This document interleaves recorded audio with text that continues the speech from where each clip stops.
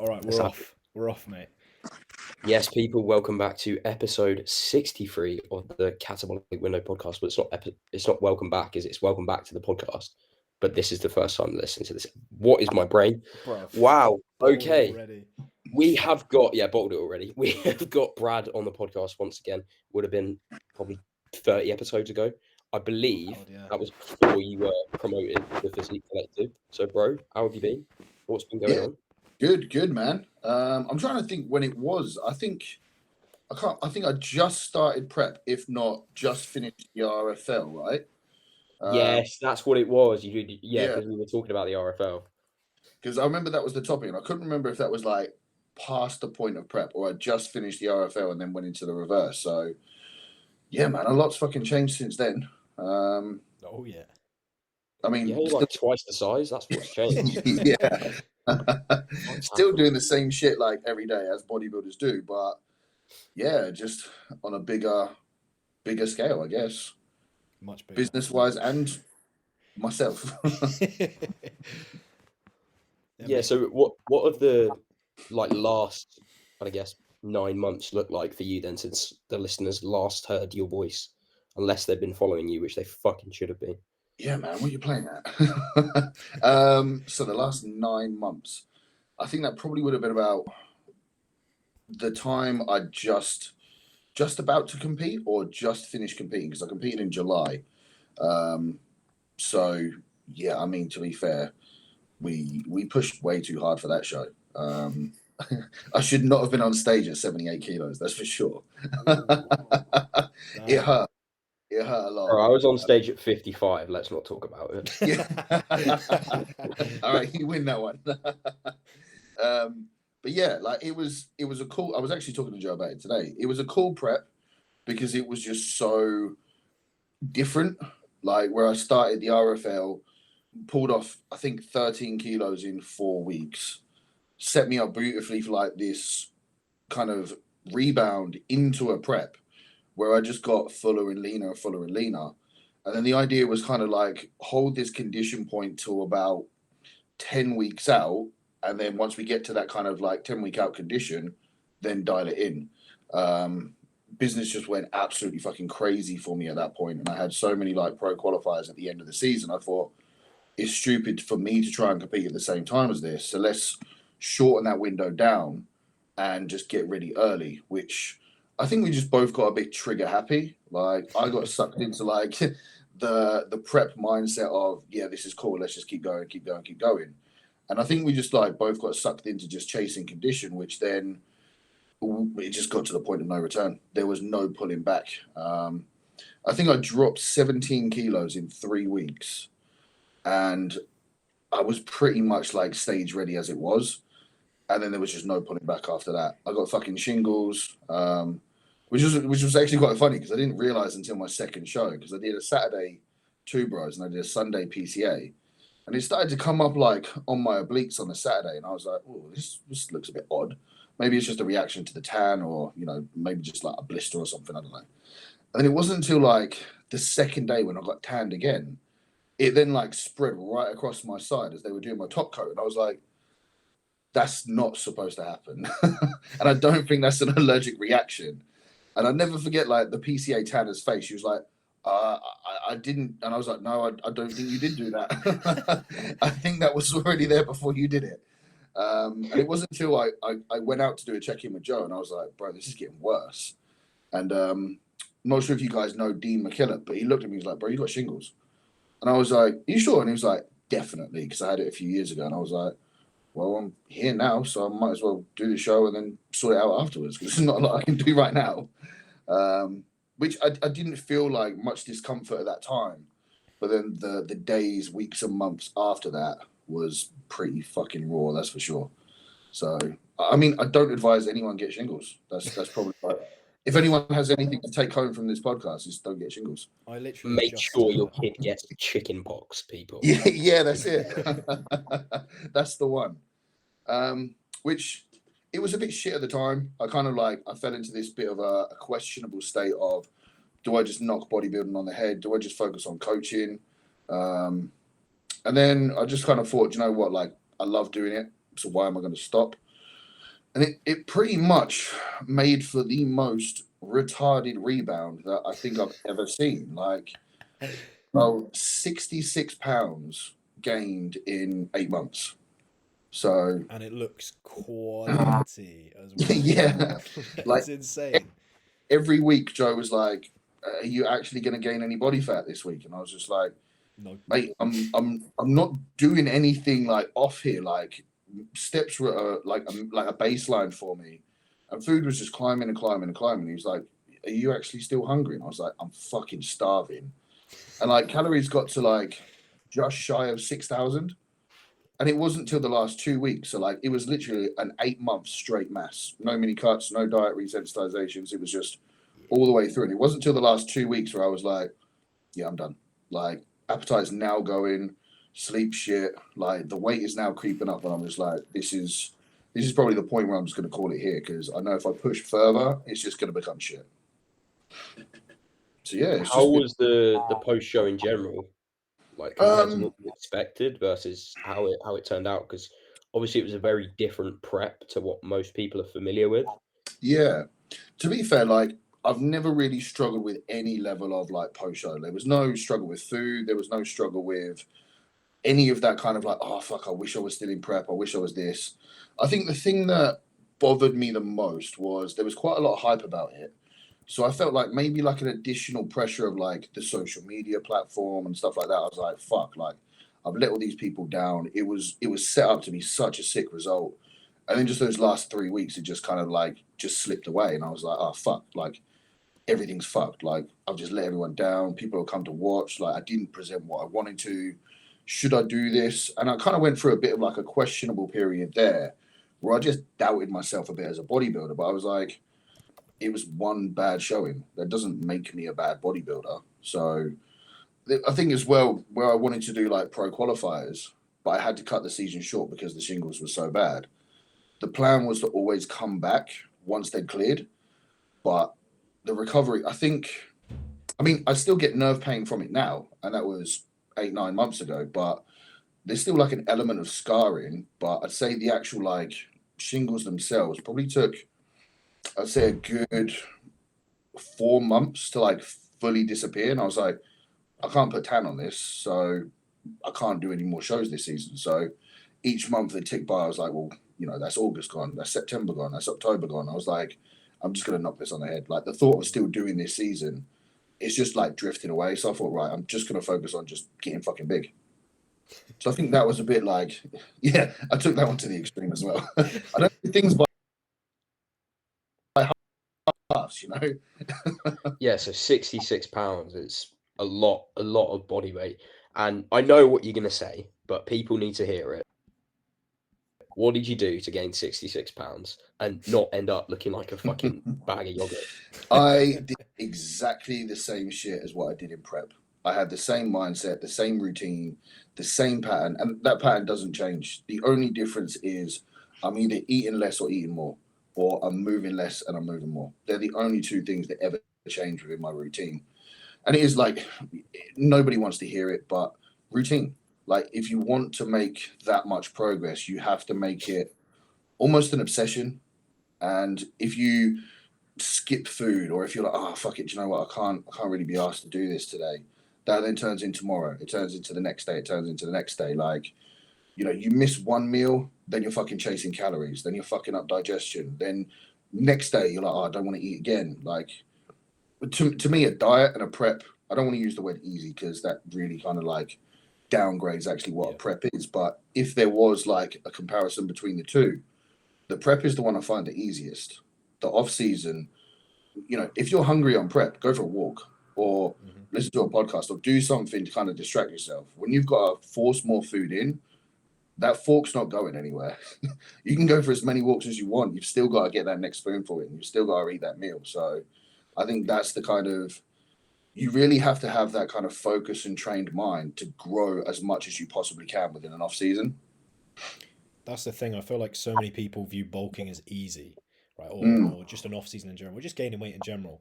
And I always say it to clients whenever they're like in their first diet, they're like, oh yeah, I can't wait for the bulk or the gain off season, whatever you want to call it. And they're like, it's going to be so easy. And it's because they anticipate themselves like eating crap, being able to get away with whatever. And it's like, no, you don't realize, like, if you eat crap all the time, your digestion's going to go to shit. You're going to start to feel crap. Your lifts are going to go to crap. You're going to affect your sleep. Yeah. And it's like we were talking about like a podcast or two ago, like people miss a meal and then they'll go and get a Domino's and they'll easily fill their calories for that day. But then you wake up with no appetite and you're shitting all morning and then you've missed like 3 meals and now you're behind anyway. Yep. Exactly that. And I think this is something I don't think everybody can do it, because there is almost like there's a struggle within that off season as well, because people, I think they'll have their mindset on this, right? Prep is 16, 18, 20, however many weeks. I'm going to be hungry. I'm going to be tired. I can get through that because the stage is the end goal. If you mirrored that same mindset within an off season, the progress and gains that you can get are just fucking ridiculous. Because there was times that I'd feel my appetite start to drift and I was like, right, I'm not going to be a bitch. I'm going to change my food sources so that my calories are still the same, but the volumes are lower. So I was eating like shitloads of dry fruit. I was using honeys and stuff like that. So still as natural and as good quality as I can, but trying to keep food volume as low as possible when it started to push up those numbers. So of course my hunger was always going to be high, but people don't want that. People think, oh no, like off season, I've got to be full all the time. I tried to like avoid that as much as possible, which is a bit of like a torture mindset, but it fucking works. I always say that with clients, like when they're like, "Oh, I'm so hungry," like first couple of weeks and months of the bulk, I'm like, "Good, this is exactly what we want. You should be hungry. When you're full, we're fucked. Yep. Like when you're really full, no matter what we do with food volume, we're fucked and we can't grow anymore." That's the worst one, when someone's still lean and they're like, I'm so full, and you're like, well, we can't really go down from here, mate, so just keep going up. That's exactly it. And it's how long of a runway can you have, and are you doing the best to set that runway up as well? Because I think this is, like you say, a lot of people are driven by that hunger response. Oh, I'm hungry, therefore I must need more food. I must eat more to grow more. But then are they taking into consideration their lifts? Are they taking consideration body composition? Like, if your performance is up, you're recovering well in the gym, and you're gaining strength and progression, is there any point in putting food up unnecessarily? Like, as long as you're growing and scale weight is trending up, you're not coming down, then hold it there for a little while. Like, get comfortable with being hungry, because you'll have a much longer off season as well. That's the biggest thing that I've changed with like the more push ups I've done, is reducing the rate of gain, because my appetite just says fuck off.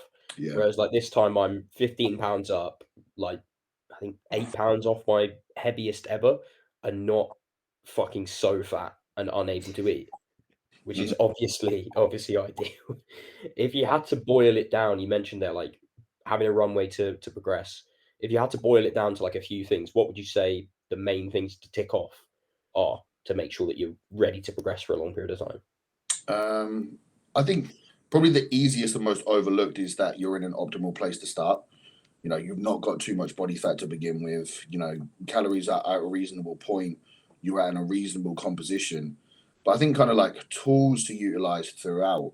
I would say probably another big overlooked one is like sleep and wake times. Just keeping that same set routine. Giving yourself enough hours in the day to actually eat the meals as well.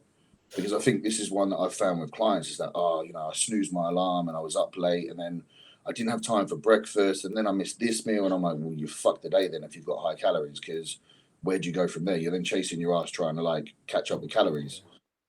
Your day is literally food when it's high. Like, you've got this window to eat, and if you don't eat it, like the whole day is pushed back, and you need that sleep as well. Oh my god, when food gets high, when you're dieting, it's easy because, like, say you miss a meal and they get a little bit closer together, well, your digestion's probably pretty good, appetite's pretty calm, so that's fine. But when your food gets really high, you're like, oh mate, that's the worst one, when you've like missed. And then you're full going to bed, you're like, I can't sleep, I'm hot, I'm sweaty. Like, That's exactly it. Like, if there was one I could give, it's just routine, because that routine needs to be back on. Because like you say, if you miss a meal, or if that meal starts creeping back ever so slightly, you've still got maybe 2 or 3 more meals to fit in. You've either then got the choice of pushing those back more and going to bed later, and then sitting on a heavy stomach and trying to sleep, or trying to cram those meals together and no one wants to do that. There is nothing worse than like just plowing a cream of rice and going, fuck, I've got to do that again in an hour. And you're still like sat there like hiccuping and like tasting it and stuff. You can't be a core man, can you? Surely not. Core? You can't be a core man, can you? Yeah, 100%. Respect, Oh, brother. no. Respect, That brother. game off Absolutely. is outrageous. Bro, I've been eating core before it was even a thing. Like, I was one of the OGs. Rice flour, yeah. Now, even before that, so I remember when CSN had 2 flavors.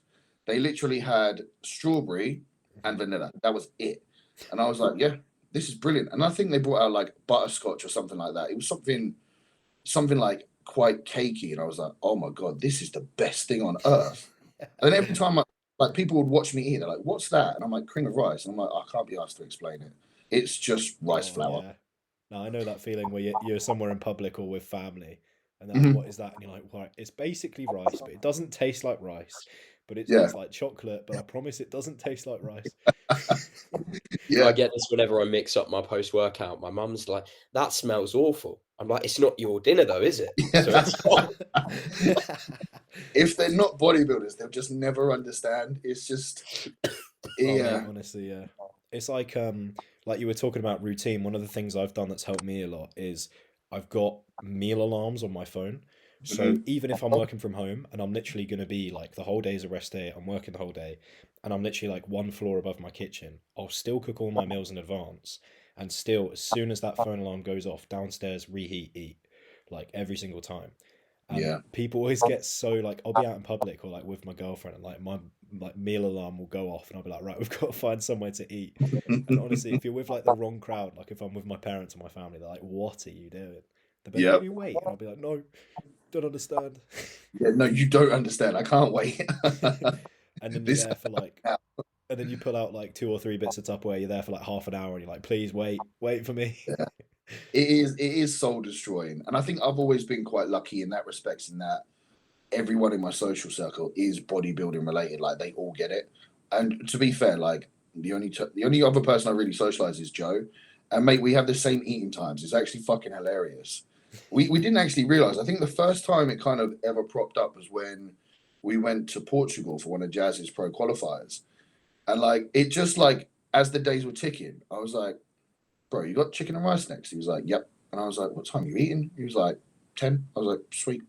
And it just like each day it was like we literally have the same meals at the same time. It's like, all right, cool, let's go. And if everyone else was busy, we'd just be like, mealtime? Yeah, cool. Let's sit down and eat. I rate that, man. It's easier, and don't get me wrong, like I'm not saying everyone like has like privileged or unprivileged like lives and stuff, but if you do have that like social bodybuilding circle, it does make it a little bit easier because people just get it, and you don't feel like almost like guilty you're taking time away from them because they'll be like, oh yeah, we'll eat your meal and then just go and do this. Like it does make it a lot more manageable. That is the hardest thing. It's the meals. It's the like most people can understand that you want to get in like 8 or 9 hours sleep. Like I mean, depending on the situation, but most people can grasp that, and they grasp that like it's your, especially being a coach, like it's somewhat your job to go to the gym, but they can't grasp that like you're carrying around a rucksack everywhere with you because you've got to bring your meals. And like you've got like I bring my water with me as well because otherwise I just like I won't drink like because I'm in a gaining phase, like my thirst just disappears. So I'm bringing like 2 1.5 liter bottles with me full of squash and like walking around. I've got like 4 fucking Tupperwares full of the same meal then. Yeah, mate, we're all there. Do you ever get it where you've got like a full day's worth of food and water and stuff in like your rucksack, and someone goes to pick it up and they're like, what in the fuck? Yeah. Mate, it's that and the laptop. If you're doing check-ins on the road as well, you're traveling, you got the laptop in there, someone picks it up, they're like, whoa. Yeah. Mate, traveling like internationally for shows was literally like the bane of my life in off season. I was like, this is ridiculous. This is like for 2 days trip. And I've got like my gas bag and like a huge bag with me as well. And I'm like, I'm going for 2 days. And the majority of this is food and supplements. Yeah. It's ridiculous. Have you got any traveling horror stories? No, to be fair, it's actually surprisingly easy to do all of it. The only thing I wouldn't advise for anyone that is like a PED user, if you're going to like Switzerland or the US or Sweden, do not take PEDs because they're not fat whatsoever. Sweden's laws on PEDs are fucking ruthless. So if ever I do any kind of like Scandinavian shows, I just don't even bother. But everything else, I literally just have everything in my bag, and they don't give a fuck. Do they flag Like, you up at all? Like they're like, oh, there's something in there. I've had it was Spain. Because I always just have it in like my backpack, and I just put it through the scanner and just go like drawn up like loaded pins. I'll have like L-carnitine and stuff in them because it's all under 100 mil. With sharps They as don't well. care. Yeah, with sharps, they don't give a fuck. Damn. I remember them rummaging through my bag, and they literally pulled my bag of pins out, put it on the side, pulled out my hair wax, and like, you can't take that. And I was like, well, I'm not bothered. That's not what I thought you were going to pull me up on. Like, they've never given a shit. Turkey pulled out a fork, and they were like, you can't have that. And I was like, but I can have insulin pins. Like, cool. I was like, keep the fork. I'm not bothered. Did you get any weird looks being like an above averagely big guy, like pretty big, covered in bodybuilding clothing, and you got like a bunch of needles? I do feel like, because I'm used to it now, like the first few times I was like, oh, this feels a little bit, Yeah. I don't know about this. Like Sweden, they're ruthless. They went in and out of my bag, but I knew before I went, I was like, they are so anti-PEDs. It's unreal. They just confiscate it then and then. No, they'll literally like strip you down. They'll do like all sorts. Yeah, I've known people that literally beaten, pinned down, like raided. Like, these are people who live out in Sweden. They are so anti-PEDs, it's unreal.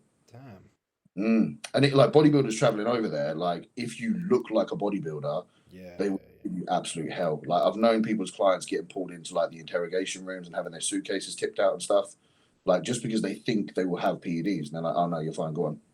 Jesus. Yeah, it's ruthless. That's mad considering how relaxed they are with like everything else. Yeah, that's true. It is a country where they can literally arrest you for looking like you take steroids. Mate, that's the biggest compliment ever. Yeah. Imagine bowling through a gym and they're like, oh, no, sorry, like, we're not going to bother with you. It's like, what? Don't I look like I take enough? Yeah, exactly. Arrest me, please. Yeah. Was it, I think it was Switzerland that Dave Crossland talked about a few years ago where they started drug testing people in random gyms. And they would like, they'd like kick you out immediately if you failed it. And like, call the police on you or something stupid. And he was speaking out about it. It's crazy. It's crazy. Yeah, got quite a lot of those gyms in Sweden as well. Damn. Bet the home gym scene is wild. There are shows out there as well, like a decent amount of shows on there. Yeah, like some of the best like NPC shows, like the gasp that I went to the end of the year last year in September. Mate, I've never seen standard of shows like that. It's just literally ridiculous. They've got like full buffets set out like backstage for like the competitors. Mad. Donuts, cakes, fruits, drinks, everything's for free. Coaches don't have to pay coaches passes. They've got free photographers around the back. Mate, it's literally unreal. Damn. But they're not happy with PEDs. No, the laws out there on it are just savage. Damn. Do they have to be like that at shows as well? Like if someone's caught with something, kick them out sort of thing? I think there's probably like a little bit more lenience in regards to that. When I was at the show, there wasn't any sort of like police or security presence like that. I just know the laws out there, they're just savage. I bet officially they say that they do, but I doubt they would actually. I don't think they would. No, a show like that, don't give a shit. Mate, they need to get a deal with NBW, AJ Morris and Finn Kelly and all that. Get them over there. Yeah. It's just like, because I know a couple of guys that live out there and they've told me some absolute horror stories. I'm like, yeah, that's fucking ridiculous. Like the fact that they can just do that and then get away with it and then like still keep coming back to it as well. You'll literally take a target on your back if you're ever caught. Imagine if you were like natural and you were just like pretty genetically gifted and they were just repeatedly raiding you because they didn't believe you. That'd be so annoying. Like you would move country, surely. Yeah. Madness. It would be annoying, but it would also be kind of funny, like at the same time. I think the first time, yeah, but then imagine like the first time it'd be funny after that. It'd be such a backhanded compliment, wouldn't it? Yeah, it would. It's like, I can kind of live with the fact that I look absolutely jacked, but this is becoming an inconvenience. I think the ideal balance there is people calling you a fake natty on Instagram. That's probably the ideal backhanded compliment. You don't want anything else. Yep, exactly. I just find it hilarious when people that are obviously natty like tell you they're natty. Oh, that's my It favorite just thing. fucking Six gets foot me back. one, 121 pounds, natural in the bio. You're like, oh, It's bless the you. bio. It's the natural Yeah, bio. but Cool. they I've never thought of going, yep, Brad Physique Collective assisted. Right? No, you should. You should. That'd be so funny. Could you imagine? Or even better if I just put Natty as a PED advisor on the Physique Collective. Oh man, You should put that's good. coached by Joe as well. Like, you know, when people put like their coach in their bio Yeah. to stop being poached by other people. Mate. Coached by Joe brackets Natty. Joe would love that. Mate, that is crazy. Have you ever had that with clients? I've got a few clients that have put me in their bio because they keep getting DMs from other coaches. And so they've been like, hey mate, can I put you in my bio just because otherwise people won't leave me alone? Like, it's crazy. Does that happen to your clients? I've definitely had a lot of clients like forward messages. And it's so funny as well because I won't name names, but some of these coaches will talk to you at That's shows. after the podcast. Yeah, we'll discuss that after. It's like, bro, I've spoken to you at a show. Why are you now messaging my clients behind my back? Like, do they know? Do you know that some of them know? What, the coaches? Yeah, do they know that they're your client? Potentially. There was one a couple of years ago. I had a first timer at PCA, and coach that started messaging them after like placing third in that class. They knew that I was coaching them 100%. I remember this would have probably been like 2 years ago now, but some geezer goes to me, literally first message. He was like, "Oh mate, do you have a coach?" And I was like, "Yeah, I'm working with Matt from the Physique Collective." And he was like, "Okay, mate. Well, if you ever fancy a change, you know where I am." I'm like, "I have no idea who you are, bro." Yeah. Like, what kind of a pickup line is that as well? I love that he's comparing himself to Matt as well. Some random bloke like, oh, Matt Strong. Yeah, all right. If you want someone else, I'm here. That's mad. I think it's one of those things, and I think because social media makes everything so easy, and also an almost an element of not having people face up to their actions. You can quite easily send a message and you don't really have to deal with that repercussion. You know, if you said something to someone's face that someone didn't agree with, you're going to have to deal with the emotion. You're going to have to answer to the questions there and then. A message can easily be ignored. It can be deleted. It can be muted. Like, and I think that's why a lot of people do it, because they don't have the instant repercussions of a face-to-face conversation. And because everything is on social media now, it's so easy to like just push it to the side and forget about it. Like, fuck me, how many like negative stories have you heard about coaches in the industry that have done like unspeakable things? It's been all over social media for a week, and then it's just forgotten about. And then they're still coaching, they're still doing what they're doing. Like, it's so easily forgotten because of social media. And I think that's a lot of the time. And as bad as coaches are, I'm going to throw clients under the bus as well, because not all clients are fully committed to you. Yeah. Some are tempted by that silver chain that's dangled down. They've got like the magpie mindset of, oh, what does this coach do that one doesn't? Do they have the secret pill that is going to gain me that pro card or that overall win? And they'll coach hop as well. And I think some coaches know that and they can play on that too. That's a really good point, mate. I think I might try and convert that into real. I'm not gonna lie, with your Take permission. it. You're welcome. But yeah, I think coach hopping is a big thing, and Mm. someone was talking to me literally today about like being coached by different coaches, and basically what I said is, if you've got a good coach, all of the top coaches are pretty much gonna give you the same result. It is just finding someone who you can stick with for a long period of time, who you can get on well with.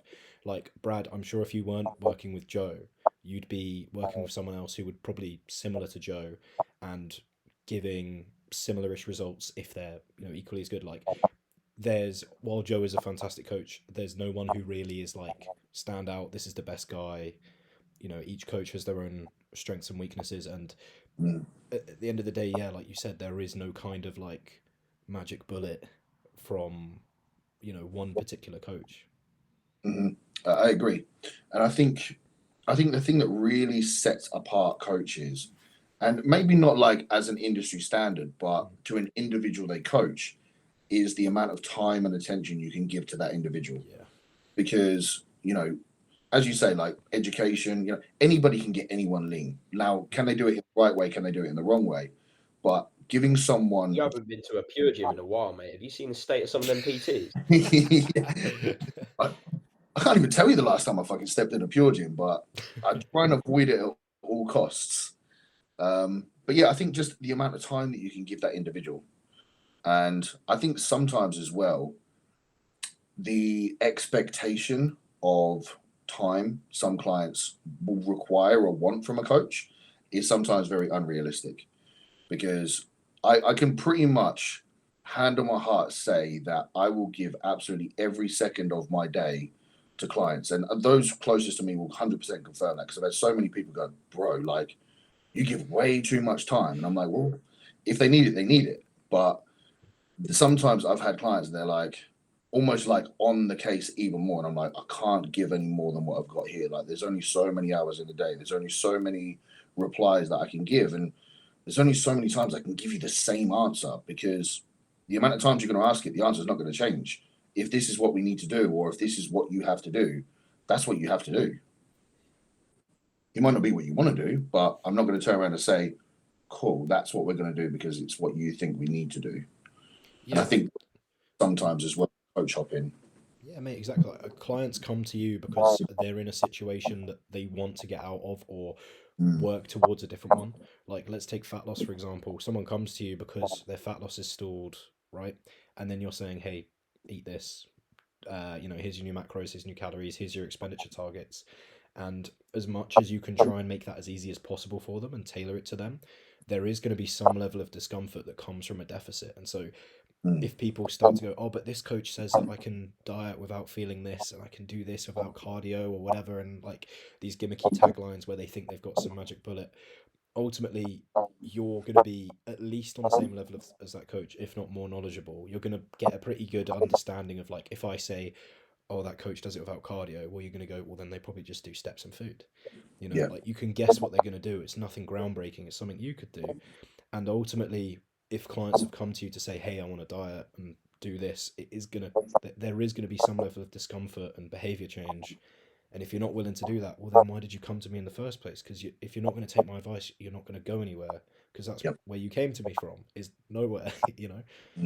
Exactly that. I think as well is that if we really, really simplify what coaching is, my job is to make you the very best that you can be. So why am I going to get you to do anything that's not going to be short of that? Literally. And sometimes, like, just reminding people that, like, okay, you might have this emotional bias to, like, taking as much gear as possible. Cool. Like, if that's what you want to do, that's fine. But if I explain to you this is the reason why that's not going to work, or this is going to cause this problem, this problem, this problem, cool. If that's something you still then want to do, I'm not too keen on doing that, because I don't want to be that coach that kills fucking clients. So if you can find a coach that, like, is happy to do that, I'm happy to part ways with that one. Because as long as you've explained yourself and you've given a reason, like, I'd never just be like, no, we're doing this, because there's no justification. If I explain myself perfectly and I say, right, this is the reason why I think we should do this. I believe you want to do this because this is the outcome that you think that you're going to get from it. But for this reason, this reason, this reason, this is why I don't think this is going to work.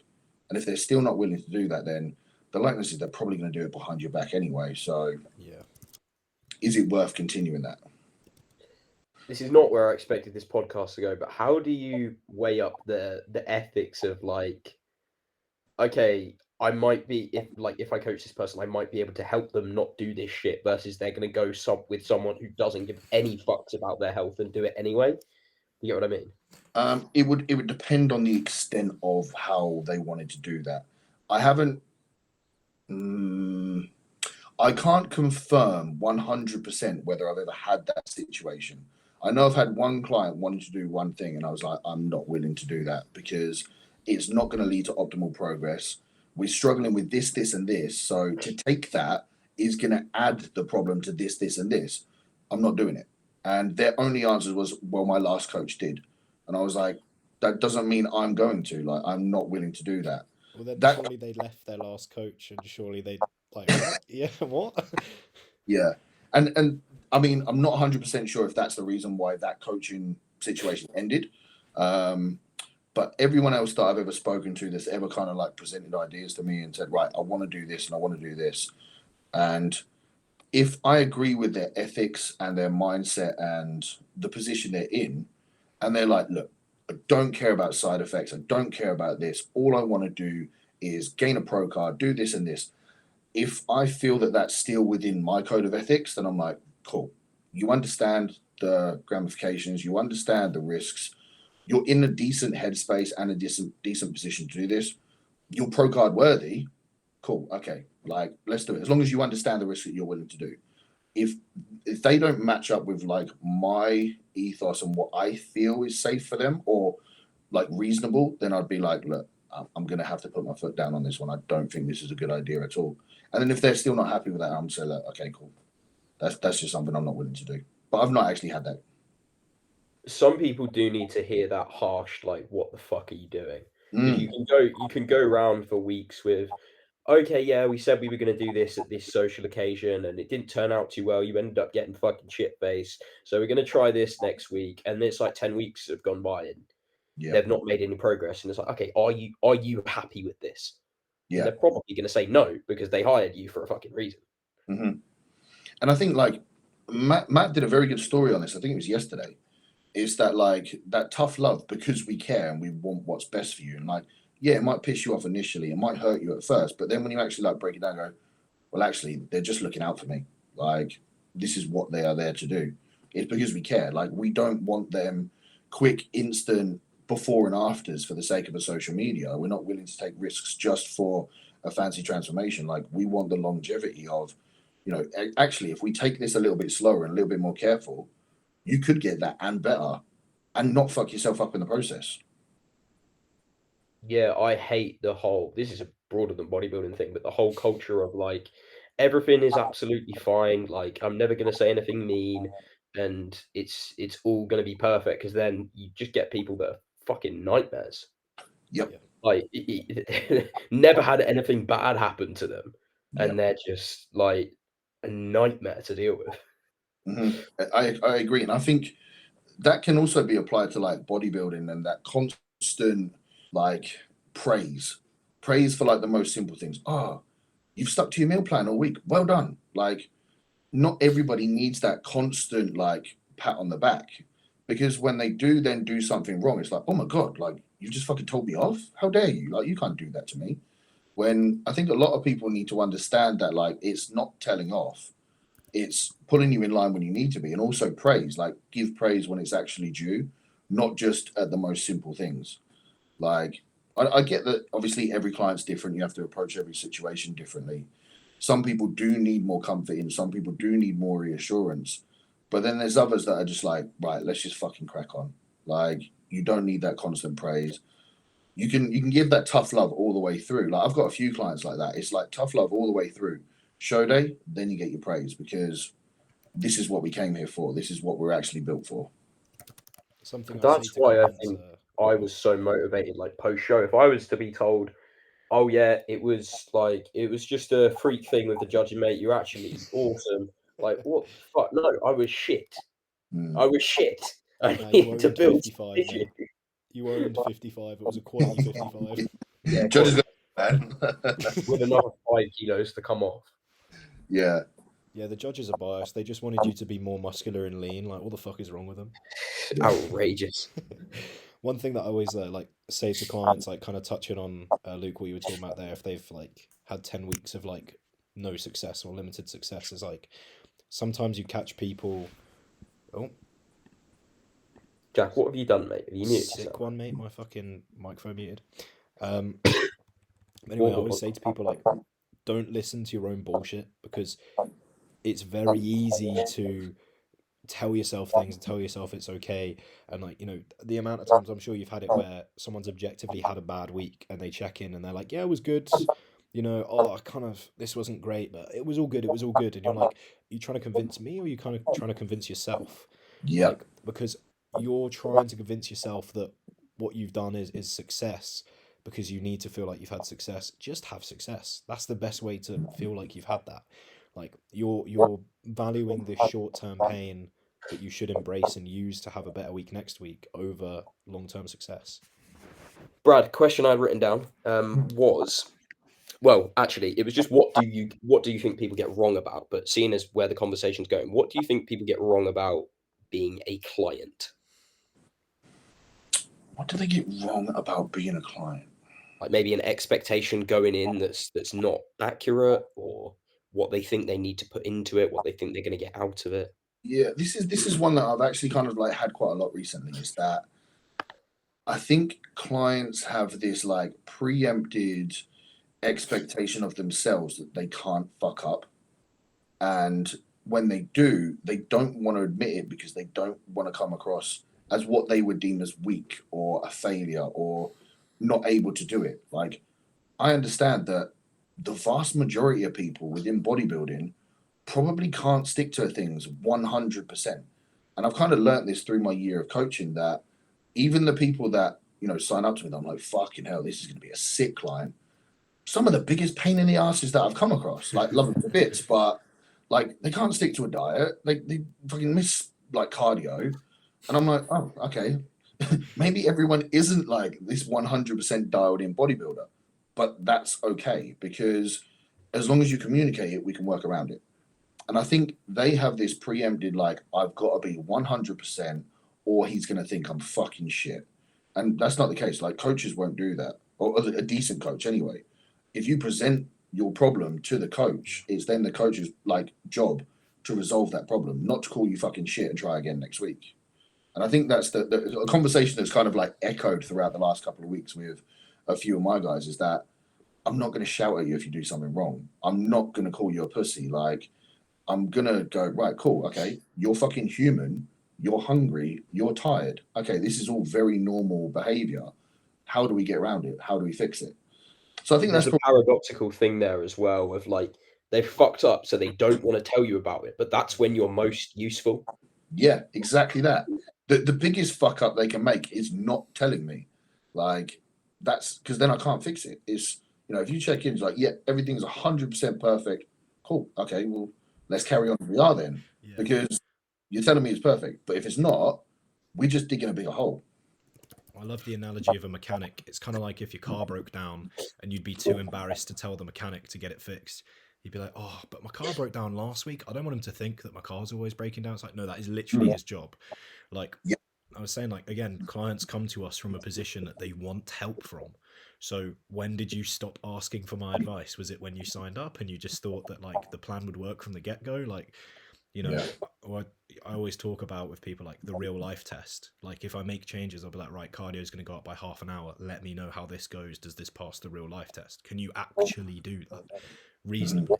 Is it because you just don't like the idea of it, or does it just logistically not work for you? Because yeah, on paper I could give you 5 hours of cardio and eat 1 calorie and you'd get fucking lean, but that's not going to be feasible in real life. Exactly. To add to the analogy there as well, like, okay, it's even better if you go to the mechanic and you tell them, oh yeah, I shifted this gear and this is when I encountered the problem. Like, it's fucking good to know why you couldn't stick to the plan rather than just, yeah, I couldn't do it.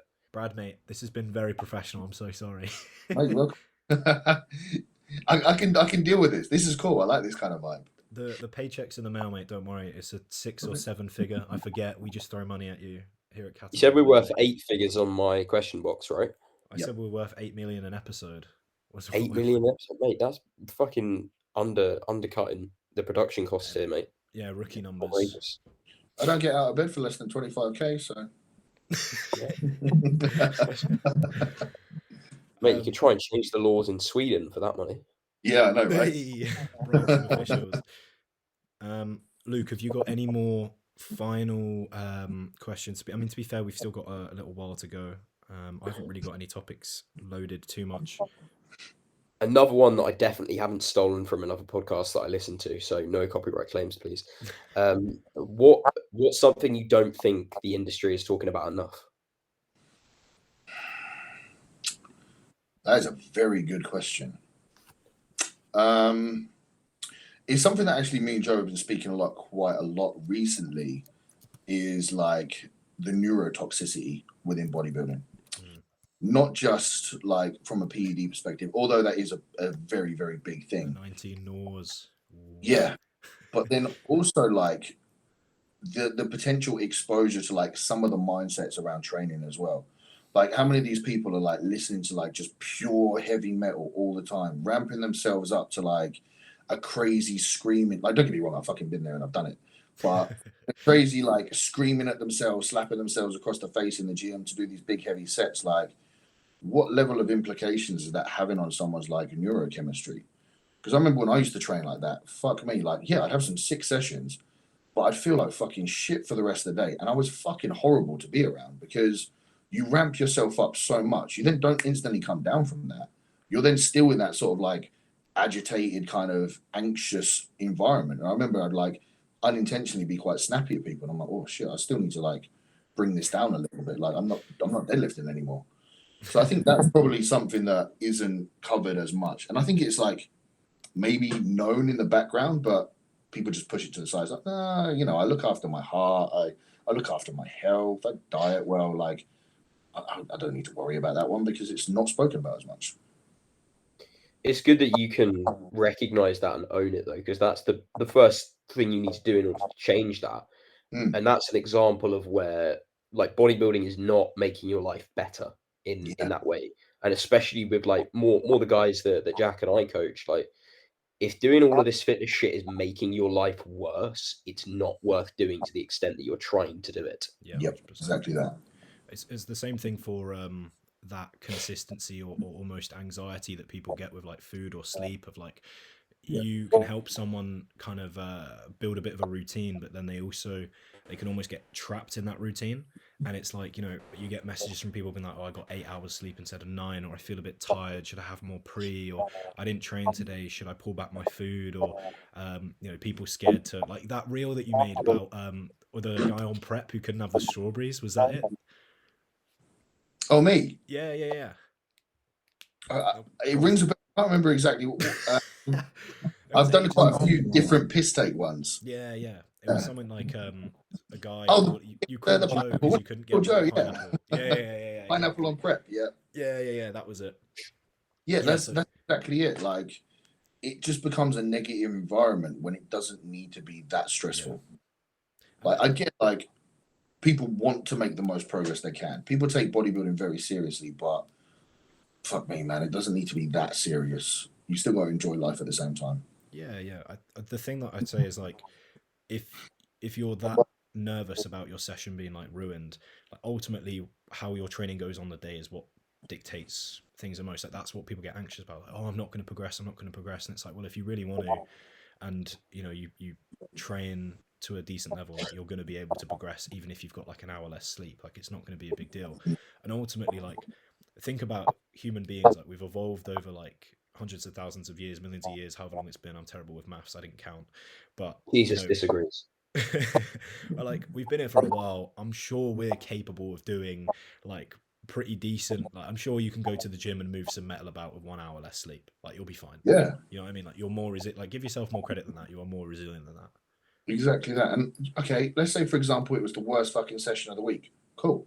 You train again tomorrow. Exactly. So what? Yeah. What's the problem? Like you still did something. Your body's not going to go, nah, sorry. Like that was a shit session. You're now going to lose 10 pounds of muscle today. Yeah. You're a muscle deficit. But also Something that I've started saying is like after every bad session comes a good one or some shit to that tune, because you're always going to have bad sessions. Like literally just law of averages. You're going to have some sessions which are fucking amazing, best thing ever, where you add weight and add reps and you're getting the fucking stupidest pump of your life. And then you'll also have sessions where everything hurts for no reason whatsoever. Yep. And it's just how it is. And most of them are going to be okay. Like that's just what's going to happen. Exactly that. Like training doesn't dictate your quality of life. Like yeah, exactly. your quality of life dictates that. It's what you do around that. You have a shit session, cool. Go home and chill out with like the loved ones and the family. Like yeah. And realistically, what are you going to do? Like you're not going to go back in there and save it. Like you're just going to be more fatigued, and like you're not exactly going to quit bodybuilding. So just get back on it tomorrow. Yeah. Like there is no point holding on to that. Like it's very tempting. I'm sure we've all been there where we have a bad session and we let it linger than we want to. But you do sometimes just have to sit yourself down and go, when I first stepped into the gym, I didn't care how my session went. I didn't really know there were bad sessions. I just felt good. So why can't I just enjoy the fact that I'm still training? Mm-hmm. Exactly. Nah, mate, legs were shit, so I'm going to do it again tomorrow. Yeah, exactly. It's just every single day until it gets good. I will progress. It's funny though, you say that, like I've had clients go, yeah, I had a shit session this morning, so I went back this evening and did it again. I'm like, oh, Oh my days. why do you think that's a good idea? Yeah, it would like live rent free in your head all day, and then you're gonna go back. Oh mate, I can't imagine anything more. That's neurotoxic. That would be horrible. Yeah, I was like, that's causing more problems than the bad session. Like, Yeah. Christ. you've taken a situation that wasn't that bad and just made it pretty fucking bad. That's how to give yourself a bad session the next day, is train twice in one day. Oh my god. Yep. Horrid.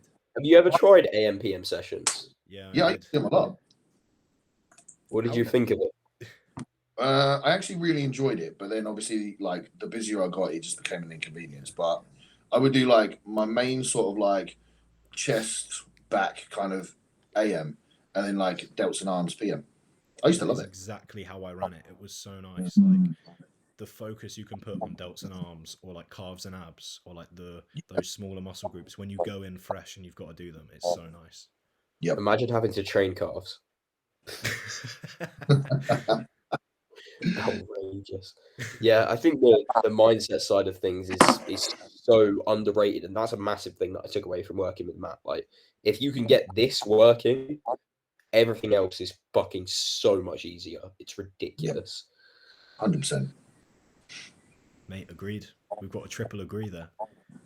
Boys, we've nailed it. Jeez. We've solved bodybuilding. It's been resolved, mate. Completed it. The puzzle, Completed the enigma has been solved. That's it. And that's why you got Is such there- a good off season, mate. We've just solved it for you.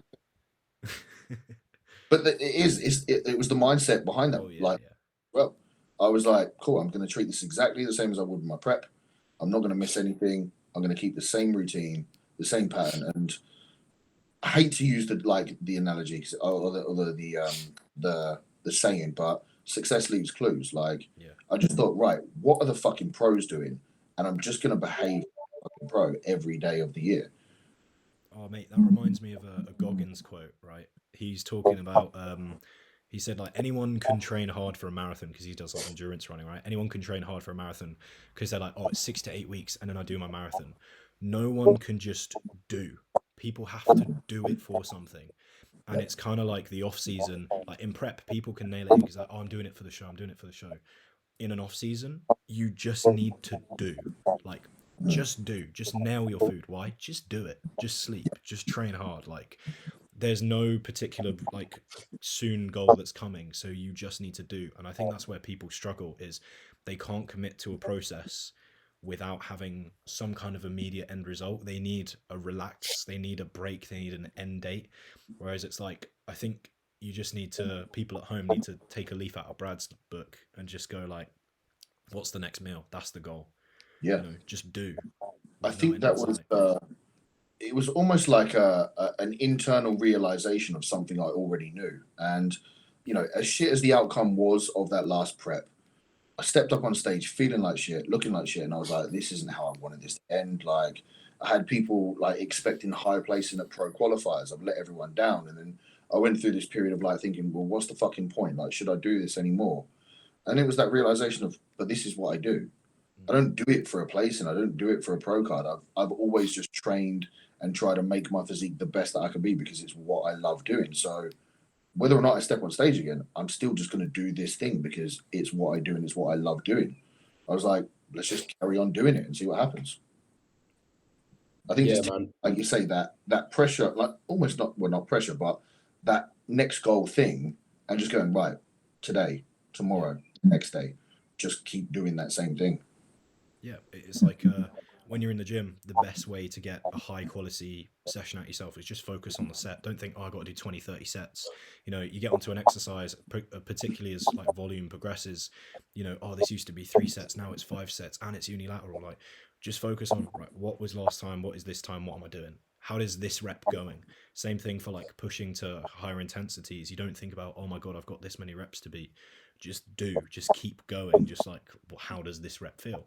Same thing for your food, same thing for your sleep. Just what can I do today? Can I get today's meals in? Can I get in the next meal? Can I get in today's sleep? You know, just manage it day by day. Just do. Yep. And I think that's the thing that cripples so many people, is that they overcomplicate a very, very simple process. Is that bodybuilding is just about progression, and it's day by day, session by session, set by set, meal by meal. Like, it doesn't need to be any more complicated than that. And yeah, there are more complicated aspects to it, but don't worry your head about it. Just do those small things for a long period of time and it will work.